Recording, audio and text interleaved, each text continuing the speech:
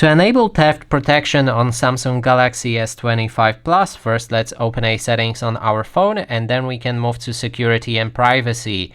From here, select lost device protection and there's theft protection that you can select, and inside we can find the options that you can manage. So there's screen locking, identity check, offline device lock, remote lock. If you go for theft detection lock, you can lock the screen of your device if it's detected that someone took your phone and started running, and you can enable this option if you like. There's offline device lock, so if you lose a connection to your network, then your device will lock automatically as well. And there's also option to remote lock, so if your phone is lost or stolen, you can lock the screen by entering your phone number at android.com/lock, and you can then lock it remotely when the option is active.